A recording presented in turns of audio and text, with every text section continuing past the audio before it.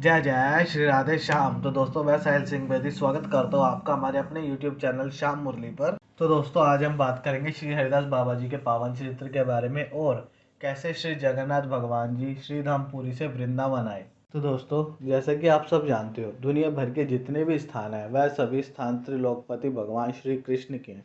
वह अपने परमात्मा स्वरूप से हर जगह विराजमान रहते हैं।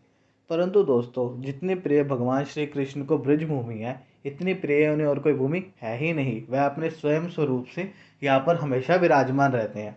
तो ऐसे में उनके अन्य स्वरूप जो है, उनकी भी अगर इच्छा ब्रजमंडल में आने की या फिर ब्रजमंडल में विराजमान होने की हो तो इसमें भी कोई हैरानी की बात नहीं है। तो दोस्तों ऐसे एक बार आज से लगभग 200 वर्ष पूर्व श्री धामपुरी के श्री जगन्नाथ भगवान जी के मन में इच्छा जगी कि वह वृंदावन के मनोहर यमुना पुलिन पर वास करें। पर वह वृंदावन जाए तो जाए कैसे, क्योंकि दोस्तों भगवान तो सर्वसमर्थ है ही, परंतु श्री विग्रह स्वरूप में वह अपने भक्तों के अधीन होते हैं। भक्त जहाँ चाहे उन्हें ले जाए और जैसे चाहे रखे। वह तो केवल अपने भक्त के प्रेम रस और भाव का आनंद लेते हैं। और यदि उन्हें कोई कार्य करवाना होता है तो वह अपने भक्त को निमित्त यानी कारण बनवाकर उसके द्वारा अपना कार्य करवा लेते हैं। इसी तरह श्री जगन्नाथ भगवान जी को अब वृंदावन जाने के लिए एक ऐसे भक्त की खोज थी जो उन्हें वृंदावन ले जाए और वहाँ पर उनकी सेवा कर सके। तो भक्तों ऐसे ही वृंदावन में एक हरिदास नाम के रामानंदी महात्मा थे, जो निरंतर यमुना तट पर भजन किया करते थे और वो बड़े अनुरागी महात्मा थे। वो दिन रात प्रभु के चिंतन में डूबे रहते और उनके विरह में अपने अश्रु प्रवाह किया करते थे। तो एक दिन भगवान ने प्रसन्न होकर उन्हें दर्शन दिए। वह भगवान की रूप माधुरी को देखकर निरंतर एक टक खोए रह गए और फिर देखते देखते ही बेहोश हो गए। तभी करुणानिधि भगवान ने अपने हस्त कमल यानी अपने हाथ का कमल उनके मस्तक पर फेरा, जिससे कि उन्हें फिर होश आया। और उसके बाद उन्होंने अपना सिर भगवान के चरणों में रखकर उन्हें प्रणाम किया। तभी भगवान ने अपनी अमृतमयी वाणी से कहा, वत्स मैं तुमसे बहुत प्रसन्न हूँ। तुम्हारे निकट रहकर मैं तुम्हारी प्रेममय सेवा का आनंद लेना चाहता हूँ, इसलिए तुम जगन्नाथपुरी जाओ।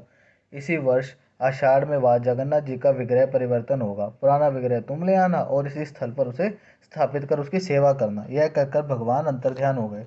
भगवान के अंतर्ध्यान होते ही महात्मा श्री हरिदास जी झटपटाने लगे और जैसे ही उन्हें आज्ञा का स्मरण हुआ तो उन्होंने खुद को संभाला और फिर अपने शिष्यों को लेकर कीर्तन करते हुए जगन्नाथपुरी की ओर निकल पड़े। तो भक्तों उस समय रेल की तो सुविधा थी ही नहीं, तो वह पैदल ही जंगलों में से होते हुए नदी नालों और पर्वतों को पार करते हुए जगन्नाथपुरी पहुंचे। जगन्नाथपुरी में महामहोत्सव था। 4 दिन बाद 36 वर्ष पीछे 2 आषाढ़ पड़ने पर जगन्नाथ जी का कलेवर बदले जाने का और महाभिषेक का योग था। लाखों यात्री दूर दूर से आए थे। आनंद और उल्लास का समुद्र उमड़ रहा था। तभी महात्मा श्री हरिदास जी ने जगन्नाथ जी के पुजारियों के पास जाकर अपना अभिप्राय व्यक्त किया, उनसे अपनी सारी मन की बात कही। परंतु वहाँ के पुजारियों ने कहा, जगन्नाथ जी का पुराना विग्रह देने का हमें कोई अधिकार नहीं है, आप इसके लिए राजा से बात करें। तभी श्री हरिदास जी राजा के पास गए। राजा ने उनका तेजोमय मुख देखकर उन्हें साष्टांग प्रणाम किया और उनसे आने का कारण पूछा।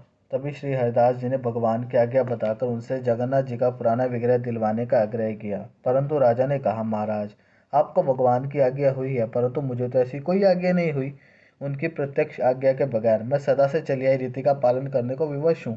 सदा से जगन्नाथ जी का नया क्लेवर यानी विग्रह होने पर पुराना विग्रह समुद्र में प्रवाहित किया जाता रहा है और अंत इस बार भी वही करना होगा। आपकी प्रार्थना स्वीकार करना संभव नहीं, कृपया मुझे क्षमा करें। तभी श्री हरिदास जी ने कहा, यदि श्री विग्रह सागर में प्रवाहित होंगे तो मेरा शरीर भी उन्हीं के साथ प्रवाहित होगा। इतना कहकर वह समुद्री तट पर अन्न जल त्याग कर बैठ गए और ध्यान करने लगे उस समय का जब उन्हें श्री जगन्नाथ जी के श्री विग्रह के साथ अपने शरीर को समुद्र में प्रवाहित करना था। तभी अर्धरात्रि में जब राजा सो रहे थे, तभी जगन्नाथ भगवान उनके पास गए और उनके पास जाकर उन्होंने गुस्से से कहा, वह महात्मा मेरी आज्ञा से मेरा क्लेवर यानी विग्रह मांगने तुम्हारे पास आए थे और तुमने उनका तिरस्कार कर दिया। जाओ उनसे माफ़ी मांगो और उनकी आज्ञा का पालन करो। मेरा एक विग्रह अब से वृंदावन में भी रहा करेगा। तभी राजा काफ़ी डर गए और उन्होंने उसी समय अपने कर्मचारियों को भेजा महात्मा की खोज के लिए। और जैसे ही महात्मा का पता लगा तो राजा स्वयं समुद्री तट पर गए और उन्होंने महात्मा के चरणों में अपना सर रखकर उनसे माफ़ी मांगी और उन्हें वचन दिया कि वह उनकी आज्ञा का पालन करेंगे। तो भक्तों अभिषेक के पश्चात राजा ने एक विशाल रथ में श्री जगन्नाथ जी, श्री बलदाव जी और श्री सुभद्रा जी को विराजमान कर धन धान्य और सेना के साथ उन्हें वृंदावन के लिए विदा किया। और फिर श्री हरिदास जी और उनके शिष्य आनंदमय कीर्तन करते हुए कई महीनों के बाद वृंदावन पहुंचे और वृंदावन में यमुना तट पर उसी स्थल पर जहाँ पर वह भजन करते थे एक सुंदर मंदिर का निर्माण किया और सभी श्री विग्रह को वापस स्थापित कर दिया गया। तो भक्तों, आज भी ये सभी श्री विग्रह मंदिर में स्थापित है, जो कि जमुना तट के पास है, और इस मंदिर का नाम है जगन्नाथ घाट। लोग आज भी वृंदावन में इस मंदिर के दर्शन करने के लिए दूर दूर से आते हैं। तो दोस्तों, ऐसे ही भगवान श्री कृष्ण, राधा रानी जी की लीलाएं और उनके प्यारे भक्तों की जीवन कथा और उनसे जुड़ी लीलाओं का आनंद लेने के लिए आप हमारे चैनल को लाइक, शेयर एंड सब्सक्राइब करें, क्योंकि दोस्तों आपके एक लाइक से मुझे मोटिवेशन मिलता है। और अगर आप चैनल को सब्सक्राइब कर बेल आइकन पर प्रेस कर लोगे तो इससे क्या, हमारे लेटेस्ट वीडियो की नोटिफिकेशन आप तक पहुंच जाएगी। और आप चाहो तो इस वीडियो को आगे शेयर भी कर सकते हो, ताकि और ज़्यादा से ज़्यादा लोग इस कथा का आनंद ले सकें। तो दोस्तों, आज के लिए इतना ही। जय श्री राधे श्याम।